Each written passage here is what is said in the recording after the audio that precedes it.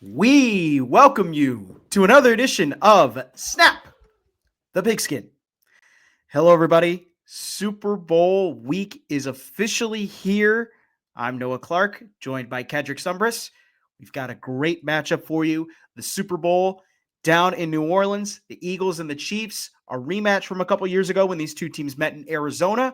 We're going to preview that later on in our show. Myles Garrett requests a trade from the Cleveland Browns. Are the Browns going back to being how they used to be in the toilet bowl? The New Orleans Saints still looking for a head coach. Mike McCarthy turned down the head coaching job. We'll talk a little bit more about that. And we will predict our award winners today on this show. It's good to see you, Kedrick. Good to hear from you. Super Bowl week is here. And like we said in last week's show, we cannot wait to talk about this Super Bowl that's coming up, the Chiefs and the Eagles. And I hope you're still thrilled as I am for this game. Yeah, I can almost tell you're excited by the monotony in your voice. Come on, man. It's the Super Bowl. Throw some emotion behind it. I could throw a little bit more emotion, but it's like Chiefs and Eagles. The Super Bowl in New Orleans. Jalen Hurts versus Patrick Mahomes. I could do my Chris Berman voice too, but that's taking it a bit too far. I think there's other ways to show emotion than just fist pumping and yeah. No, this is going to be a great Super Bowl, regardless of what the haters might say. And I'm really looking forward to it. Yeah, I'm excited. We're gonna get right into it. At the end, it's gonna be our fourth down because this is gonna be a whole topic to talk about. So, let's get to our drive of the week. And we start with the Cleveland Browns. Cleveland, right now, in a bit of disarray. They have Deshaun Watson as their quarterback still. Somehow, Nick Chubb might not be there next year. And now, Myles Garrett, the star edge rusher for the Cleveland Browns, has officially requested a trade. While Andrew Berry, the general manager, has said that they have no plans to trade him, Myles Garrett has publicly said out loud that he does not want to be part of a rebuild in Cleveland if that is the case. He wants to play for a winner, and thus, here we are, as Myles Garrett is now on potentially the trade block per Cleveland if they request that. I will start here by saying this. Wow. From Myles Garrett, one of the more loyal Cleveland Brown players on this team. You rarely see it from a guy like this, and now here we go. He's wanting out of Cleveland. I mean, where do we even begin with this, Kedrick, to start, and how it's led to this point? I mean, if you're the best player in the world on the defensive side of the football, arguably, I mean, why would you want to toil away in Cleveland, which is ultimately what Myles Garrett has been doing for his career at this point? It's unfortunate for Cleveland fans, but I completely understand it from Myles Garrett's point of view. And if you are the Cleveland Browns, I don't think there's a great answer to it.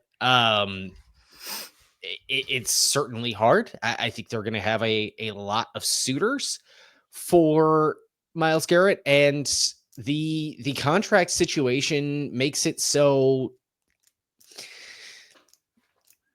I can see Cleveland doing it.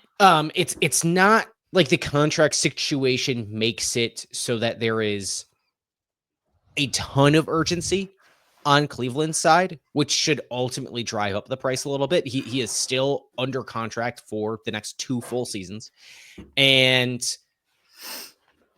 that means, they don't have to get rid of him right away. They can hold on to Myles Garrett and see what comes out in the market for him. On the flip side, that means that's a $20 million cap hit for teams to absorb the next couple of seasons with Myles Garrett that not everybody can do. For all the Jersey mock-up warriors out there, which I'm not going to tell you that any of them are unrealistic these days, because those days have gone out the window after a certain 12 a.m. Central Shams bomb. We'll see, but I just don't know how. Not every team that wants to be able to do this is going to be able to figure out a way to do it. Yeah, and the asking price is going to be astronomical. Like, multiple first round picks are going to be on the table. And so any team that's willing to give up a draft pick and to take on that contract of Myles Garrett, good luck, because it's a tough ask. Now, I do think there are teams out there, and it's going to be teams that have a ton of salary cap space. One team that comes to mind right away, Chicago Bears. They have a ton of cap space. They have a ton of draft capital, and they could pull this trade off. They already pull. I mean, remember too, when Khalil Mack, was requesting a trade from the Raiders, I think that is the comp for this trade, right? Yeah. 2 firsts and a third. But they need to invest on the offensive side of the ball. Mm-hmm. I don't see it from the Bears' perspective, given that fact. They need to invest in the offensive line. They need to invest in receiver talent. They are not good enough on the offensive side of the ball when that defense has been was still pretty damn good this year. I think that is not the side of the ball they need to be throwing absurd amounts of resources at. Yeah. It's also a move that just makes more sense for a team that is seemingly a piece away on the defensive side, and it's just not what Chicago is. No, I mean, I think the other thing is too, the difference with this trade, if they were to get Myles Garrett versus when they got Khalil Mack, was they already had kind of the defensive talent there, mm-hmm. and the offensive pieces there already. Mm-hmm. So they were ready to go and win it. Mac just kind of took them over the top. This trade, like you said, like they're still a young developing team, but like this move would definitely help in terms of the market, in terms of the media coverage for Chicago. It would help them in a lot. What do we think? I'm curious, because I know I hear this on the app formerly known as Twitter. I've heard it all week, and it's annoyed the daylights out of me. But Myles Garrett to the Packers, I immediately am right on board with saying that is never going to happen, ever, ever, ever. Not once. Yeah, I don't think I'd say never. I am team conspiracy with the folks like Justice Mosqueda over at Acme Packing Company, which mm-hmm. leads me to believe that with the draft in Green Bay, the Packers will not trade their first round pick. Oh no. Yeah. Because otherwise, what are you having fans sit there for? But I think it's just too complicated to pull off. And I think they just have too many other roster holes where I just don't know that you throw all that. But on the other side, he's an absolute freaking game breaker. Oh yeah, that is what we've left off here. What he has 12 plus sacks in each of the last 4 seasons. He's just absolutely ridiculous. 14 sacks in each of the last in back-to-back seasons, I think it is. Myles Garrett is absolutely bananas. Generational talent. Yeah, like he keeps Cleveland near the tops of a bunch of pressure statistics basically on his own. He is an absolute game breaker. I don't think he makes the most sense for the Packers. I think a trade that I do think he makes sense for is the Washington Commanders. Not that the defensive front is where they are lacking the most. It's certainly on the back end of that defense that they need the most help, in my opinion. But if you can game break up front with Myles Garrett, that's huge. It's not like Washington has excess draft capital for any reason, but they haven't traded any big amounts of capital away. They're going to have the 3rd most cap space in the league going into next year, just a ton of money to spend. So that would make a lot of sense for them.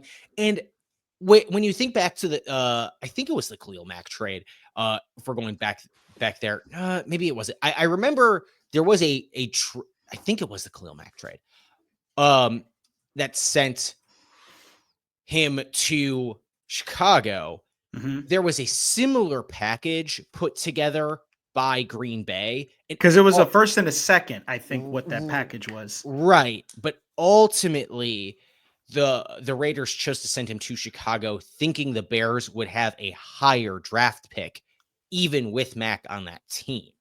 Where the Commanders are at is in this fringy, the 6th seed in the playoff position, where compared to some of these other contenders that might want Myles Garrett, that first round pick, especially this year's, is going to be more valuable to the Browns than a lot of what the other contenders can give them, given where the Commanders are going to be picking in the first round in Green Bay in a few months, right? Compared to, say, Philly, right? Throwing that out there because maybe they want him. So I think the Commanders makes a lot of sense for him as a spot. They had the 5th worst sack percentage in the league this year. That's a problem Myles Garrett can probably help them out quite a bit with. And I think it would be a little bit of a full circle moment after the Chase Young of it all. So I think that's a move that would make a ton of sense to me. Oh yeah. And Washington, I like how you brought that up with the cap space, because they have like the 3rd most cap space. Like they could find a way to maneuver this deal and try and make it work in the sense of like just the money aspects. Like they have the ability right now to spend a lot. And mind you too, this team came in as a 6th seed and made it to the NFC Championship game. And Jaden Daniels, looks like he is their franchise quarterback. And the other thing that's huge about that too is he's a rookie. So you got him on a rookie contract. So you don't really have to worry about having to pay your quarterback just yet. You can try and load up now and try and make that run right away. Now, the downside of it is if you trade for all this talent and you don't, and it doesn't pan out, then you're in a tough spot where now you don't have any draft capital and the team is getting worse, and you're stuck with a guy whose contract is astronomically huge. Like it's close to, but not similar to, with what the Houston Texans did when they traded for Stephon Diggs, because they thought, first year with CJ Stroud, we get to the playoffs, we win the division. Let's just go and start loading our roster up now with talent right away. And it ended up, but they didn't bring in anybody like Myles Garrett, right? No. They brought in a guy, they had to bring in guys who were sitting out for several games to begin the year, right? And they brought in locker room cancer to play offensive, to play wide receiver, right? Like it's I just don't see them as similar. I think you can do something like what Houston did smarter, and with a potentially better talent at wide receiver, at quarterback in Jaden Daniels than I think CJ Stroud is anyway. Yeah. But it's good. I do think I will say this. I'm with Myles Garrett on the fact that, like, I agree that he doesn't want to play in Cleveland. Like, I agree 100%. Like, he does not want to be on a team that's bad. And let me tell you, this Cleveland Browns team is bad. Like, they are horrible. And the only reason why they're horrible is because they got a guy who's being paid way too much money, and they gave up way too much draft capital to go and get him. So hopefully Myles Garrett will be able to get traded to a different team and can start a new career with a new team. But it is what it is. All right, on to second down. The New Orleans Saints, their head coaching job still up for grabs. Mike McCarthy turned down the job. He wants to focus on the 2026 coaching cycle. He made this move before, after he got fired from the Packers and decided to wait for a long time, and before taking the job with the Cowboys. This Saints job right now, not very coveted. Kellen Moore, they've been trying to get Kellen Moore into their building and try and hire him. He is down in New Orleans right now. Maybe they can keep him in New Orleans a little bit longer. The issue I have heard from Kellen Moore's camp is that the quarterback is the issue there, and not having a quarterback is tough. I do think the Saints right now, post Drew Brees, like they did not have a good backup plan. They thought they could ride with Jameis Winston, and it has turned out badly. I mean, they've gone through multiple quarterbacks post Brees. They haven't been able to really find themselves in a good spot. And on top of that, they are, strapped with cap issues. They have so much. They're so over the cap. It's not even funny. Actually, it is kind of funny, but like they're so over the cap.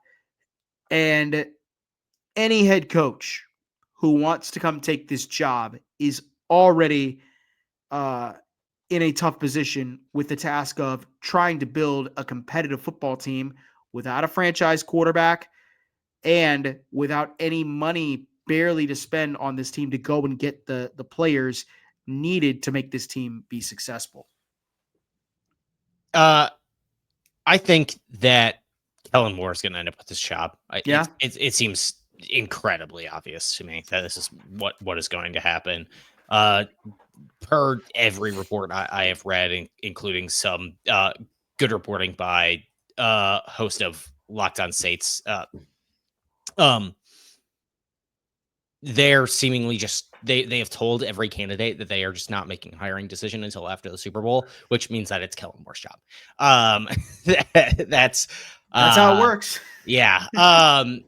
And we'll see what happens there. That seems to make enough sense to me. Cap space wise, look, that's been the bugaboo there for quite a long time, obviously, but based on their limited spending over the last season and a half, I think they are moving in the right direction to kind of resetting there and putting themselves on a long-term trajectory to be competitive again. I think that's ultimately what it takes someone to be sold on for this job, is saying, well, you are going to have time. You're going to have time to build up this roster and figure out what it is that you want to do here, which, yeah, makes it a little bit less of a desirable gig. But if the Saints are actually going to be dedicated to a long-term build and there's trust there between a Kellen Moore or whoever else in the front office on giving that coaching staff time and being patient, it's something that could certainly work out in the long run. Yeah. And maybe not even that long, because eventually, you luck into a draft pick and you get a quarterback and off you go. Yeah. And I really hope that they follow that kind of what the Niners did. Because remember when the Niners, after the Super Bowl, they hired Kyle Shanahan, and it took Kyle Shanahan 3 years before that team was 2 or 3 years before that team was really competitive. So you have to, it just, and the thing too was they also had really good drafting in place. So you really have to hope that if Kellen Moore comes to a place that, yeah, the front office tells him, look, we're going to give you 2-3 years, maybe longer to try and get this thing back on track. Just do your best that you can to develop the players here, and we'll do the best that we can to go and draft the right players. And 2, if we look into a quarterback, I mean, hey, that's all you could ask for. Yep. But yeah, if Kellen Moore does take the job, I think that's a huge gap to fill for the Eagles too. I just think you look at it. Kellen Moore also, I also think you look at it too with Kellen Moore. He's been up for a couple times now, a couple coaching cycles. His name has been thrown around a few times for a head coaching job. And now he gets recognition on the Eagles, and the Saints, like it's so hard for me to get hyped about the Saints job too. Like this is the frustrating part for me. It's like, I want to get hyped for the Saints job, but it's also like they don't have a franchise quarterback. They're strapped with cap issues. Like I This mean, most of coach, the time a job comes open is because they don't have a franchise quarterback, right? yeah, It's those situations where something is set up are few and far between. I mean, that's why Ben Johnson took his time and waited out what he thought was going to be his best situation. It's why, um, I. It's why the Trent Baalke debacle in Jacksonville is so shocking, right? And there's a bigger Trevor Lawrence conversation that is worth having, right? But it's why the Chargers job was so desirable because opportunities like that don't come around. mhm. So we'll see. Saints have kind of withered through limbo for quite a while here, but Kellen Moore seems to be what's going to happen next. I'm honestly a little surprised it's taken him quite this long to get a head coaching gig, but good for him. We'll see what's going to happen next there in just a loaded NFC South. Oh yeah.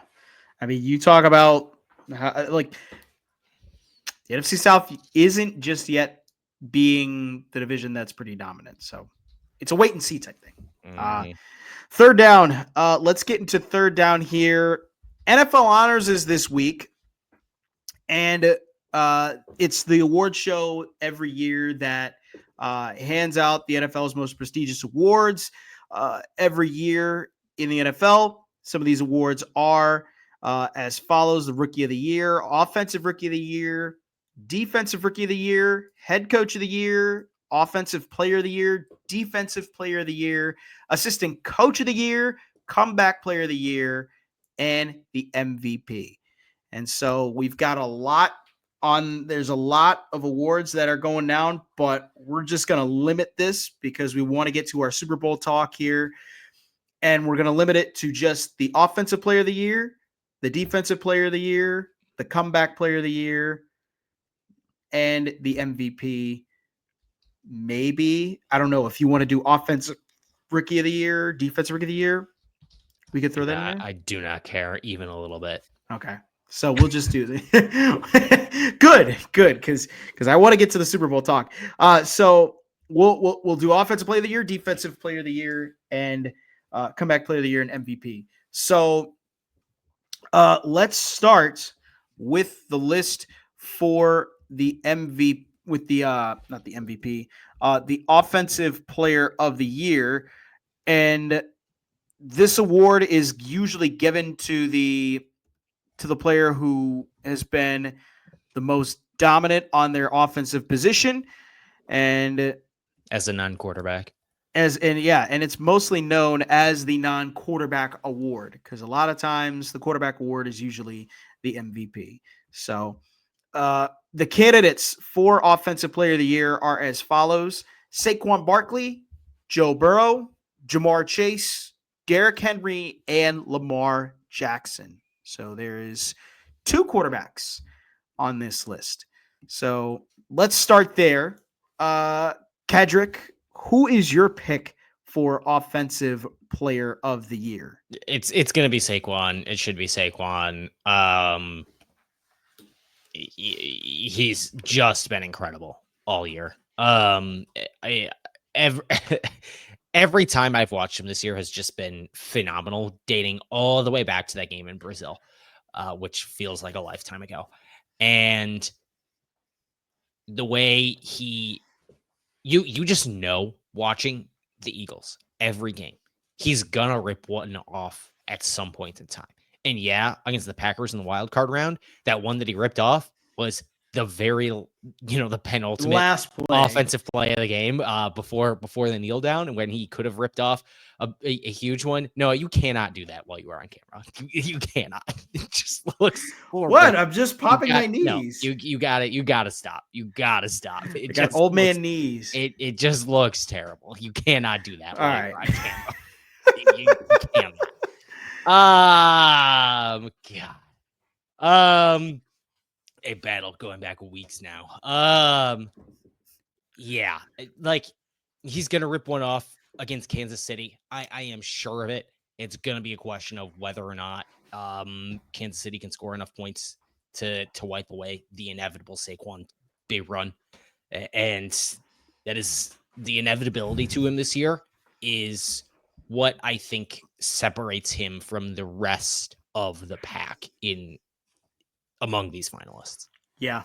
Saquon gets my vote. I from the start of the season all the way to the end, he's been on a tear. And again, the Giants are still stupid for how they let him go. And you couldn't have picked a better situation for Saquon to fall in than with him going to the Eagles. Incredible O-line. They've got all the skill position players set up. They've got a great defense. They've got a great offensive coordinator in Kellen Moore. And this is an offense that, with Saquon, elevated them to new heights, elevated them to why they are in the Super Bowl. And this year, like, he could have broke the single season rushing record, and he chose not to on the last week of the game or last week of the season. And what's even crazier is we talked about this fake last record, week. by the way. You have an extra game. Like that is a line that, like, I could not give less of a crap about. You're playing 17 games. Like, no, you didn't break the damn record. Yeah. 2005, he came up short. But what's insane is he's averaging more yards per carry in the postseason than he is in the regular season. And that's what's insane about, that's what is making this insane about Saquon and why he should win it, is because in the clutch moments. No. You don't get credit for the postseason for these awards. But still, what I'm getting to is those clutch moments he has delivered every single time. Yeah, but that's not why he should win this award. This is a regular season award. Yeah. So, but Saquon definitely does take my does get my vote for this. Awesome. So let's jump into Defensive Player of the Year in the for the NFL honors. The candidates are as follows: Zach Bond, Myles Garrett, Trey Hendrickson, Pat Surtain, and TJ Watt. And this is an interesting list. I said last week on this show, I think Zach Bond should win Defensive Player of the Year, in my opinion, just because just because of the story and how he has impacted this Eagles defense as well. I think Zach Bond and Pat Surtain kind of have similar circumstances here, where they aren't going to have like the gaudy kind of sack numbers, TFL numbers that TJ and Myles Garrett are going to have just by what their position is. But man, Zach Bond has been a great all-around player. I mean, this is just an awesome lineup of 4 finalists, and honestly, any one of these are deserving to win it here. But I think I think Pat Surtain is going to win it. Just with the career numbers he's posted across the board in passes defended and interceptions. It's not even just that defenses or offenses rather scheme away from throwing to him. It's that even when they do that, he finds ways to impact plays and impact winning on the defensive side of the ball, where he can fly in and make tackles in a way basically no other corner in the league does, which is really impressive, while still having those impressive ball skills as a cover corner that make him elite at his position in a way that is not transcribable to, I think, any other player in the secondary in the NFL. And that, I think, is what breaks him out for me versus guys like, hey, TJ and Myles, you're both awesome, but you're both awesome doing similar, albeit different. TJ does more things, in my opinion. But also I'm incredibly biased. So there's that. But hey, there are 2 Wisconsin Badgers as let's go Wisconsin Badgers linebackers representing the dub finalists for this award. And man, Those were the days of Wisconsin football linebackers. Man, you're not kidding. My goodness. And both of them played on the same team, I think, at that time, too. Yes. Ah, those were the days. Man, I do miss that. I just like the thing of also I bring up with Zach Bond as well as like he just impacts the game. It's just the fact his story also is very compelling. Like this guy, like he came in from after being from the Saints as an edge rusher. He comes in as a special teamer for a 1-year contract, and the Eagles move him out from edge to inside. Now, inside linebacker, that's a tough position to play at. I mean, you're the quarterback of the defense. You're telling the guys in the secondary and the defensive line what to be, what their jobs are, what they have to do on every single defensive play. So try and imagine an edge rusher going to that position. Like an edge rusher position is basically you're rushing the passer, you're setting the edge. That's all your job is. And man, he's handled it so well. And some of that is due credit to Vic Fangio and his defensive scheme, but a lot of it is due in part to Zach Bond and just the way he just constantly makes plays every single game. Now, yes, TJ Watt and Myles Garrett, they also make some pretty good plays here and there, but like Zach Bond has made plays that have changed games, like have changed the games and have given the Eagles a significant amount more of wins. And he does get my vote simply because like the story is really good and he's been absolutely incredible from start to finish here in Philadelphia. In 2019, I believe was Zach Bond's senior season, he became the first Wisconsin Badgers linebacker to ever be a consensus first team All-American. Let's go. Wait, really? Not TJ Watt? Right. Huh. Right. He did that. Interesting. He did that at outside linebacker. Became the best outside linebacker just by that metric in the program's history. A program that hosted other guys who are going to be playing in the Super Bowl, like Leo Chenal, like TJ Watt, right? For him to do it this year, moving inside, kicking inside then, after just being a dominant force outside for so long, is just so impressive. Yeah. As someone who has been watching him since we attended the university at the same time. Like, he's been incredibly impressive. And mind you, this was a guy who was a quarterback in high school too. So Brad Davison, that we're talking about now? Oh, we could talk Brad Davison. Yeah. Brad Davison, Gilly James, Luka Doncic. Let's just hit all the big news of the week. Moving forward, past the defensive player of the year, let's jump into the comeback player of the year.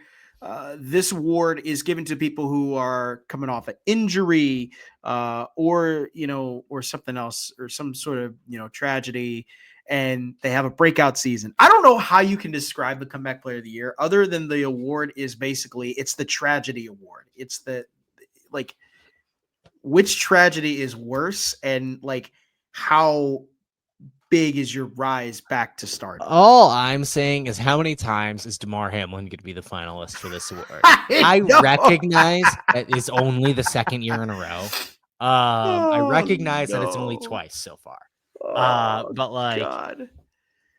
He almost feels like he's here just because he didn't win it last time. Yeah. And that's who they're just going to give it to now because he like played a full season. But what's the bigger tragedy? Being the starting quarterback for the New York Jets or dying in Buffalo on the football field? Like, that's the question here. Oh, goodness. Well,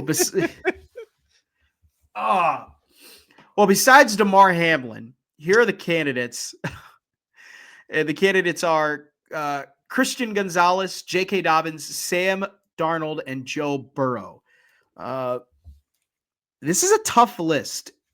I kind of am flipping back and forth here between Joe Burrow and Sam Darnold.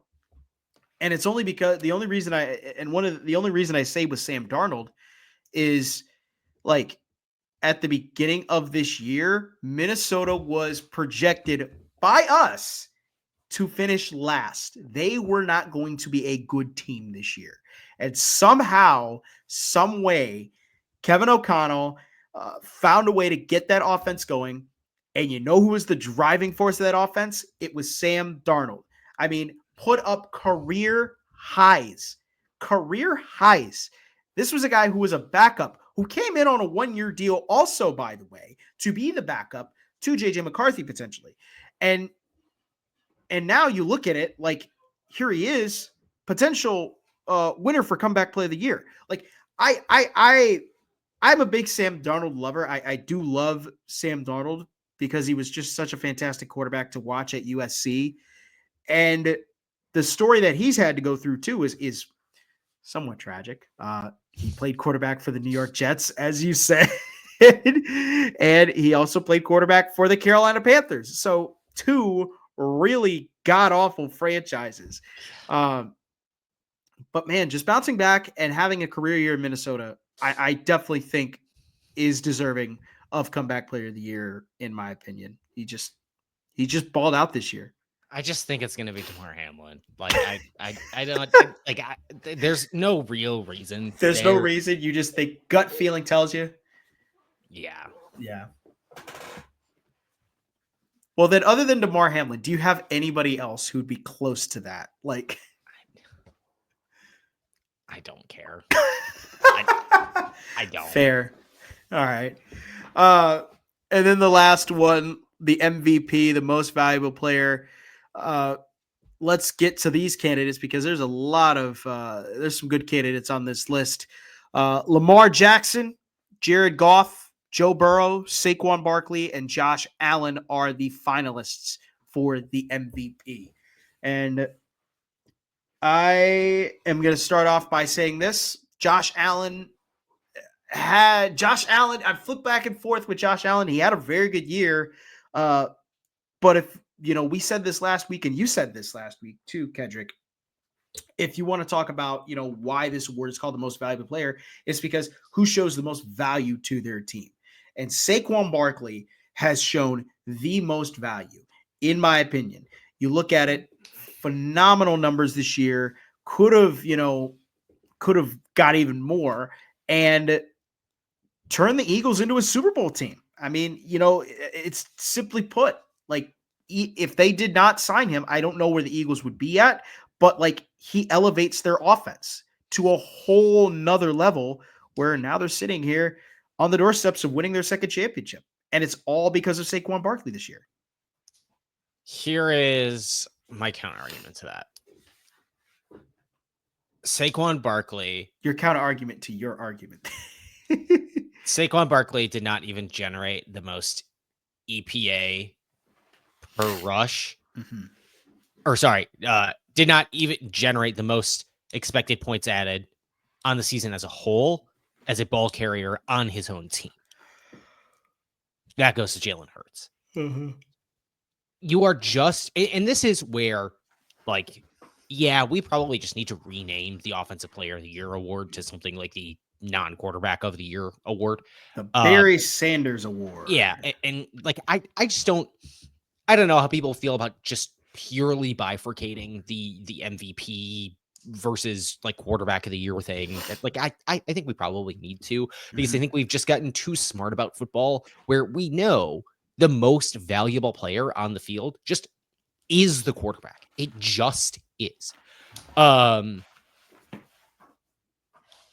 Saquon was excellent, but in total EPA generated, he was 6th in the league on the year, behind Derrick Henry, who's also, in this tier of running backs, behind Jalen Hurts as a ball carrier on his own team.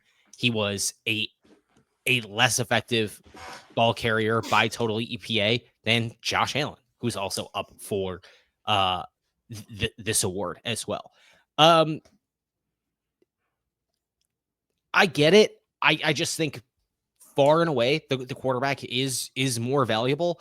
By that metric, Josh Allen has been the most valuable player on the field all year. I think it is the same thing where we're talking about Saquon there, where if you take Josh Allen off of the field, that's just an entirely different team. I know Saquon has been just an incredible value add, like probably the best single offseason acquisition going into this NFL season as we look back on it. But I think that's distinct from the most valuable player.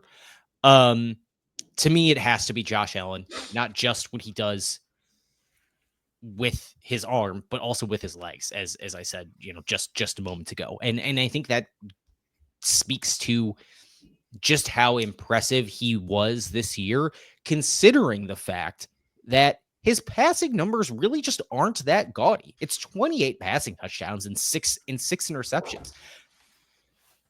To me, I think the only other player who can reasonably make an argument for the MVP is probably Lamar Jackson, and that's because he has 41 freaking touchdown passes on top of what he was able to do rushing the ball, which is a lot more yardage, but fewer touchdowns than Josh Allen, which is why Josh Allen's EPA numbers are so high as a rusher, because he also has 12 touchdowns on the ground. So I'll be happy seeing Josh Allen or Lamar Jackson take this award home. I assume, based on the fact that Lamar Jackson is a finalist also for Offensive Player of the Year, if I'm correct about that, and Josh Allen is not, that means Josh Allen's the MVP. So, yeah, the NFL does a bad job because of the fact that there is not a quarterback and a non-quarterback award of, letting this thing be spoiled well before the actual event. There should be a quarterback award. I mean, like, it would be nice, but yeah, Josh Allen. You also have to look for Josh Allen as well with how this team came in this offseason. Like this past offseason, they had to gut essentially a lot of their team just to get under the cap.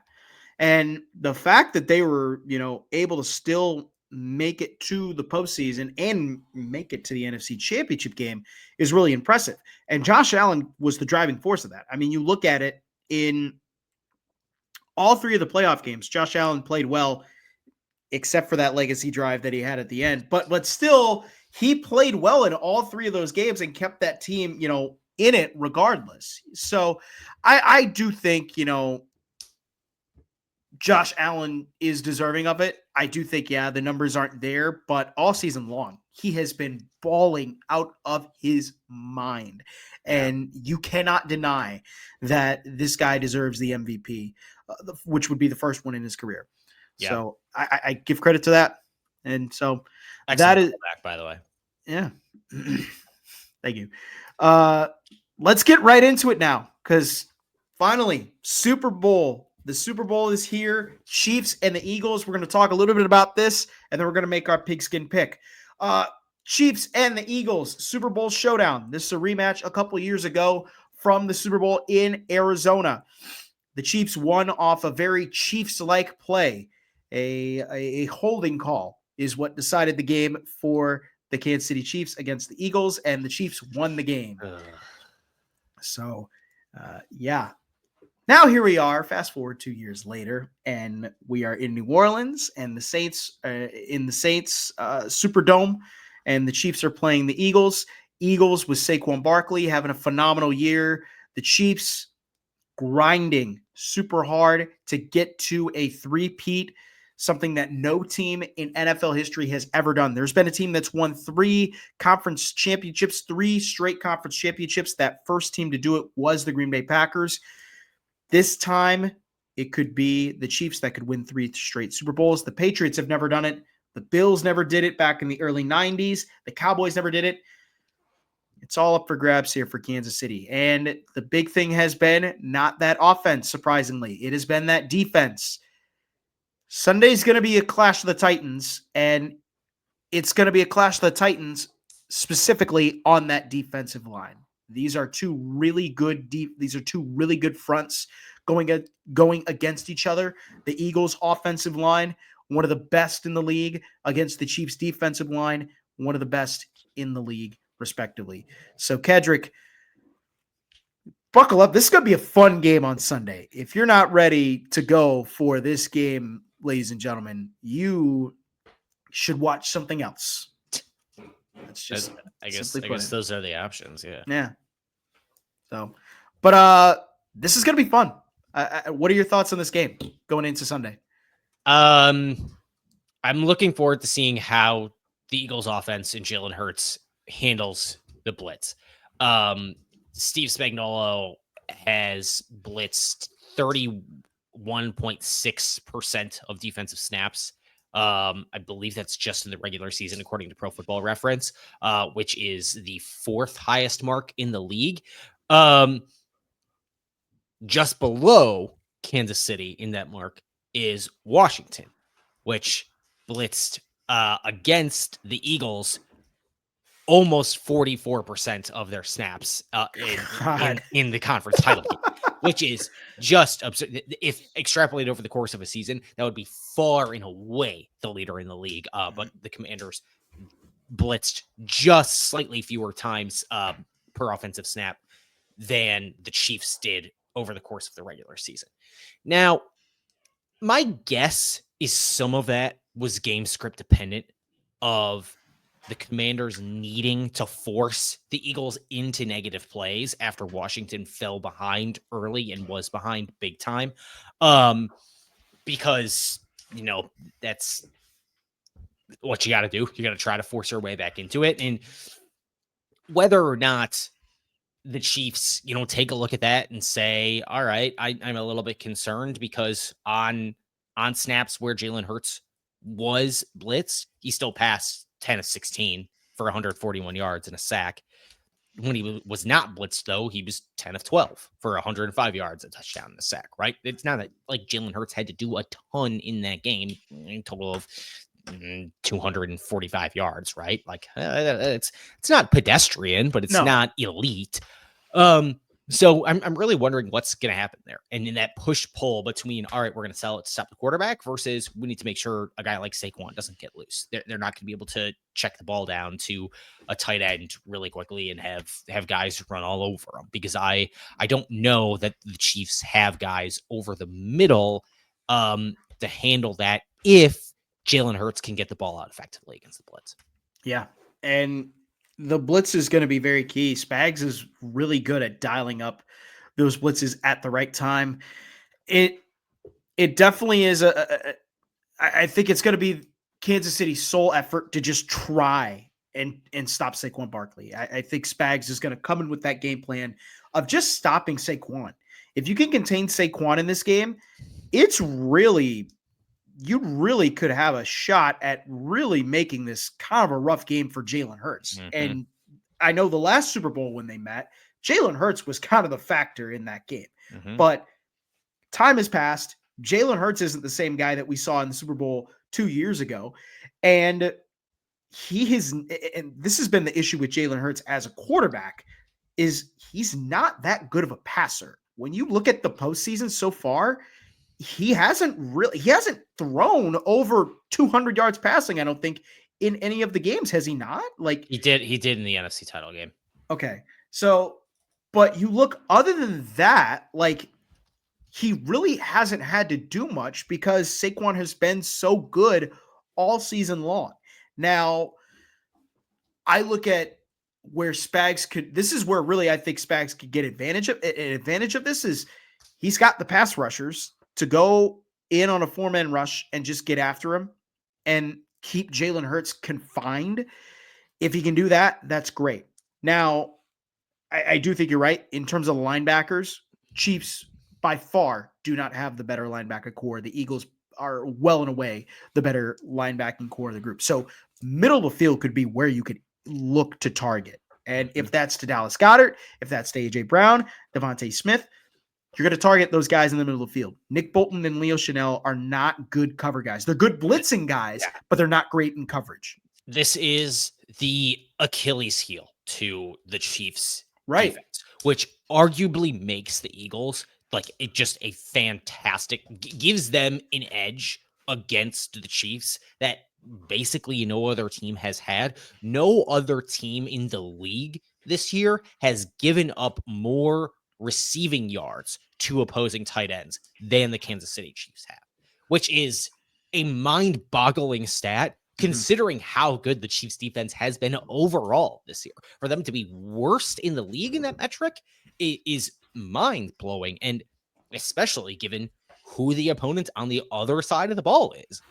Like you're going to give Dallas Goedert the opportunity to go up against the league's worst defense at stopping tight ends. Woof. Yeah. It's Dallas Goedert could feast here in this game. Like that is very possible. What also I think could be interesting for Spags is you've got to get Chris Jones lined up in different spots on the D front, because if you keep him lined up in one spot, he's not going to get any pressure on Jalen Hurts. That has been one of the big things about Chris Jones that makes him so good, is he gets pressures and he doesn't get too many sacks, but when he does, it's because he's relentless to the quarterback on those pressures. It's also a big question of what is the Eagles' offensive line, especially on the interior. What is their health like? We know that starting guard Landon Dickerson has been hurt. We know that Cam Jurgens has been hurt, and so they're shuffling guys around. And what does that mean? Does that mean that guys are out of position and it leads to a mental lapse here or there that leads Chris Jones, uninhibited to the quarterback? Does it just mean a guy is a little bit banged up here or there, and that gives Chris Jones a better shot at the quarterback? On the flip side, you do have Jalen Carter, who looked like an absolute game wrecker, especially against the Los Angeles Rams in this postseason run.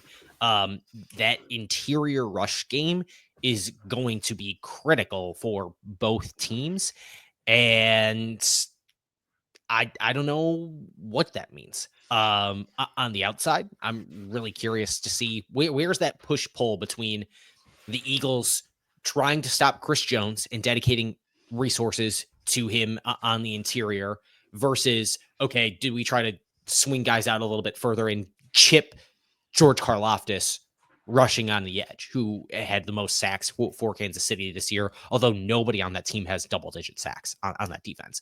I don't know. I think it should be a big matchup where I struggle at certain points in time to see, okay, if there are, I think, certain schematic advantages that the Eagles have, where do I find those for Kansas City on their offense? When Patrick Mahomes has the ball in his hand, is it just him as the X factor?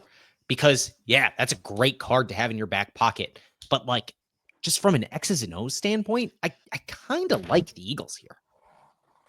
Yeah, and like we can flip-flop to that side, because I was going to ask you that next. Is like the Chiefs offense, I think, is going to have a very tall task of trying to keep up with the Eagles by scoring.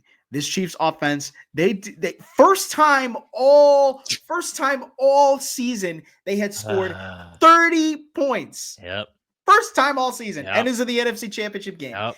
Now, how are you going to come in against the number one team in total defense of the Philadelphia Eagles with Vic Fangio? How are you going to game plan against that? Like, this is a really tall task for Mahomes, and this is a task for Mahomes that we haven't seen since 2020 when he was getting his ass kicked by Brady back in Tampa. Like, this is kind of the matchup. It's kind of that feeling like Mahomes has to do everything. It's the first time since then we've seen the Chiefs walk into a Super Bowl and we don't go, how is the NFC team going to score enough points to win. Like, this Eagles team scores over 28 points per game. Chiefs barely scored 30. They scored 30 in their first game. Oh my gosh. Like, I don't understand it. It's really gonna be Andy Reid too. I think it's gonna have to fall on the play calling of Andy Reid and just the dialing up of schemes with Andy Reid in this game, and hoping that Patrick Mahomes can find some magic that's left in his arm. Because they're gonna have to do something crazy, but it's not gonna be anything like how they were built when Tyreek Hill was there. Yeah. And you have the iconic NFL Films moment where Patrick Mahomes heads to the sideline and asks, do we have time for Wasp? And this Chiefs team lines up in much heavier personnel. They much more often opt to use multiple tight ends. They do not have burners on the outside. They do not throw downfield at that kind of clip because they do not have burners around there. They don't go no huddle ever, basically. It makes it so, look, if Kansas City falls, Kansas City needs to get a lead early. Oh, absolutely. Otherwise, that's what Philly is built to do, is to get a lead early and grind you out to death. It's not that they cannot come from behind, because that defense will always allow them to do so. But the Chiefs offense is not necessarily built the same way. That they are a team that they like to stay on schedule. They're a little bit like the Packers in that way, where they need to stay on schedule. They're going to check here, there, except you don't have, Jordan Love, hawking it deep every now and then. So. What was I going to say? Shoot, I had something that had crossed my mind. It'll come back to me. But with the Eagles, it does. Oh, that's what I was going to say. Turnovers is going to be key in this game. Like, if you're the Chiefs offense, turnovers is got to be your one priority on offense that you simply cannot do in this game. You cannot commit a turnover in this game. You just can't. The Eagles, all postseason long, have feasted off turnovers. They feasted on the Packers in the wild card game. They feasted on the Rams in the divisional round, and they killed the Commanders with turnovers. Like, all of their points, when they got those turnovers, they capitalized off of. All the turnovers they capitalized on were points. So if you're Mahomes and Andy Reid, you've got to be smart in this game, and you cannot turn it over against this Eagles team, because they will get you so quickly. They'll get you so quickly. And before you know it, like, you're looking at the scoreboard, you're going to be down like 21-0. And it's simply because you're not playing smart football. You're not controlling the ball. You're not being smart, and you're being risky. And that's what I think the Chiefs need to realize in this game against this Eagles defense. Is this Eagles defense causes and creates turnovers constantly. And remember the last time the Chiefs had a problem like this in the Super Bowl? Tampa Bay Buccaneers caused problems by creating turnovers and just making Mahomes and Andy Reid's life miserable from start to finish. So, yeah, on the flip side there, I think it's the Eagles cannot get too aggressive and start missing defensive assignments, because where Andy Reid has made up for some of the lack of deep ball ability his offense has had this year has been his ability to dial up, quick throws, screens, some like funky formations where they run like these inverted wishbone looks with some regularity. And when you have, not that hasn't been awesome this year, you have a starting boundary corner in Quinion Mitchell, right? You have a starting nickel corner in Cooper DeJean. Both those guys, rookies, right? Both really good rookies. Really incredible. And your guy behind them, you start lining up other guys, and it's Keely Ringo, right? A second-year player. Can Andy Reid dial up some offensive looks here and there that the Eagles might not necessarily be ready for? Can you challenge them to make mistakes? Because the one thing is that I just don't know where you go against that Eagles defense, where you challenge them at a weak point, because there just really aren't many. Yeah, there isn't a weak spot. There really isn't much of a weak spot. And they've got to be perfect. And the offense has to repeat what they did in the AFC Championship game, which is go out and score 30-plus points. So do that. You got to force Jalen Hurts to throw the ball. Mm-hmm. You got to force him to throw the ball to the outside. And that's where they like to throw the ball more than throwing it over the middle. But if that's what happens to them, that is to the Chiefs' benefit, because I don't know that they can keep Dallas Goedert in check if that's where this heads. Mm-hmm. I think we're going to see some of Kellen Moore putting on his best job interview right here for the New Orleans Saints, and no better stage to do it in than his potential home arena right here. There you go.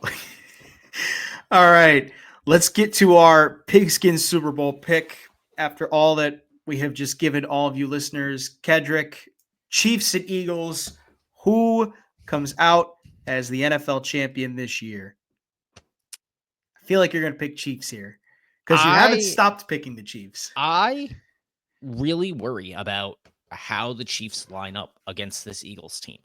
This Eagles team is big and has the ability to match the kind of personnel that Kansas City wants to roll out there. They've kind of gotten away with it all year. The Chiefs have, in just shocking fashion after shocking fashion. And I can't believe it still.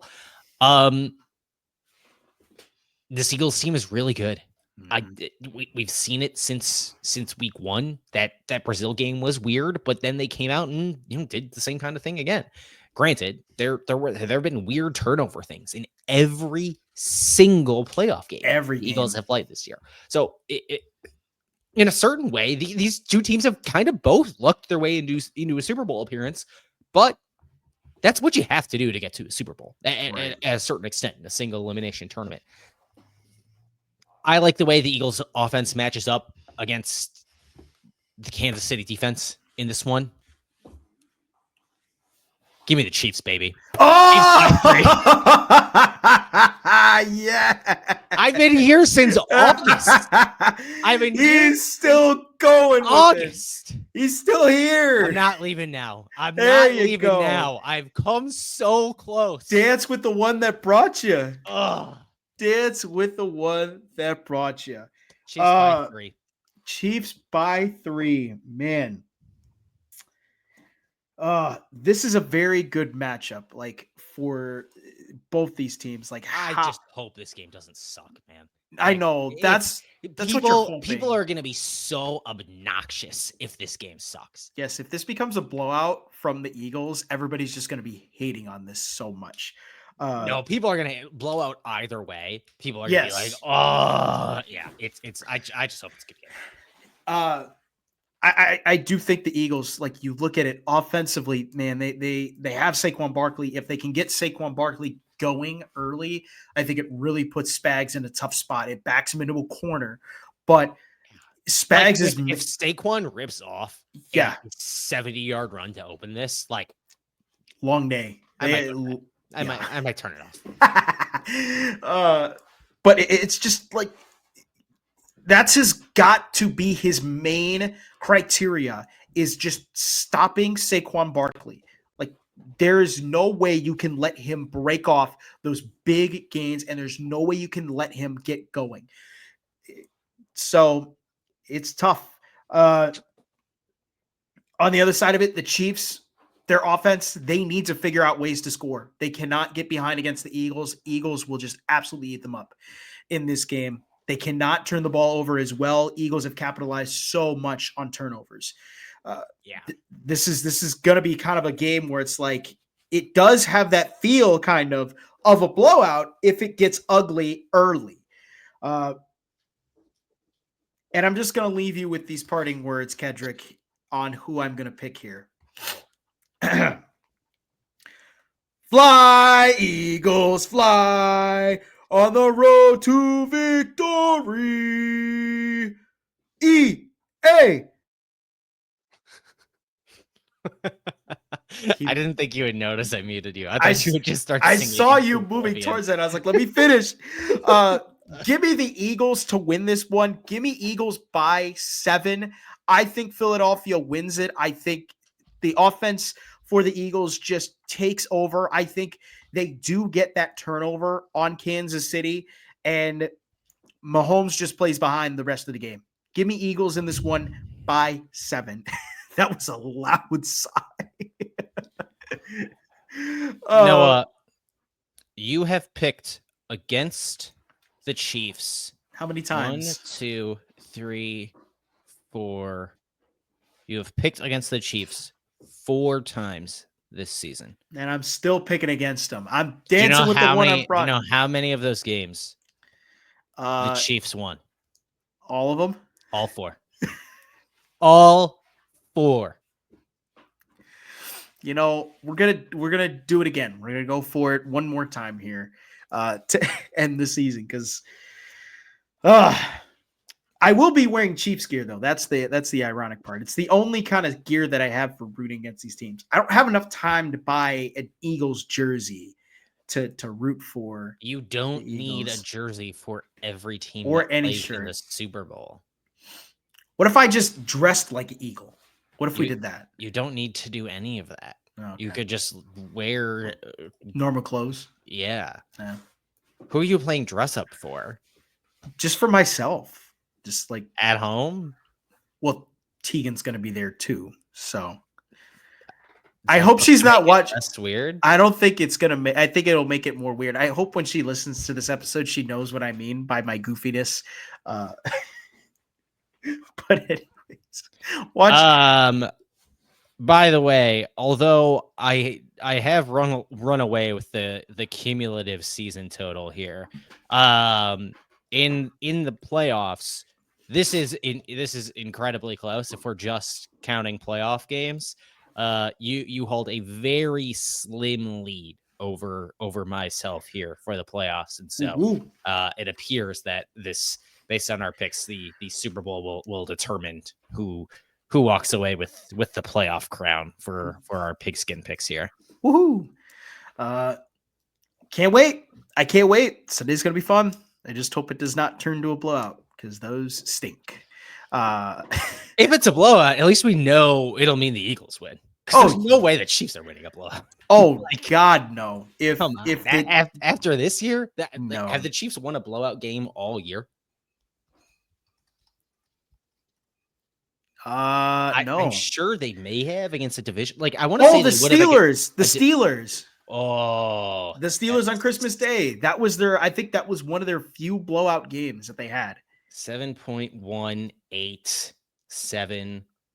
They beat New Orleans by 13. Okay. They beat San Fran by 10. But like, if we're talking in terms of blowout, is it like doubled, like 20? They blew them out to where it was like. I think their largest, they beat the Browns by 14. Yeah, that Christmas Day game, 19 points. Yeah, and like that game was over early. I think that's the closest thing we have, right? And so that's, I guess, what you want there. But even then, that was a lot of that Steelers offense not good, throwing away the ball. Like that's not how they're going to win this game. Mm-hmm. Yeah. But they are going to win. Yeah, they are. Just had to throw that little quick jab in there. Yeah. Watch Snap the Pigskin on YouTube at Snap the Pigskin, or listen to wherever you get your podcasts. You can find us on YouTube. You can find us on Spotify, Amazon Music, Apple Podcasts, and much more. And also listen to Kedrick in his podcast, the Sconnie Six Pack, does some incredible work there. Badger basketball with a big win over Indiana. last night. Which was pretty incredible. And yeah, with that, No, would a blue blood program lose 21 consecutive times on the road to the same conference opponent? no, they would not. Okay. No, they would not. That's weird. Because I thought Indiana was a blue blood program. Yeah. It's very weird. Next week we will not have a show. We're gonna actually take a week off. What? Just yeah. No. Yes, we talked about this. After the Super Bowl? Yes, we're not doing a show to wrap up the Super Bowl? Yes. You even agreed on this too. I'm doing a show. You could not be here, but I'm doing a show. Okay. So in terms of Kedrick will do a show. Sure. I'll also I'll do 60 minutes of the tomahawk chop. If they win, are you going to invite Sam on too to do that with you? Where is the if in all this? Yeah, this is great for people who make it to the end, by the way. We are only talking to ourselves. It's time to go. Thanks, everybody. Yes.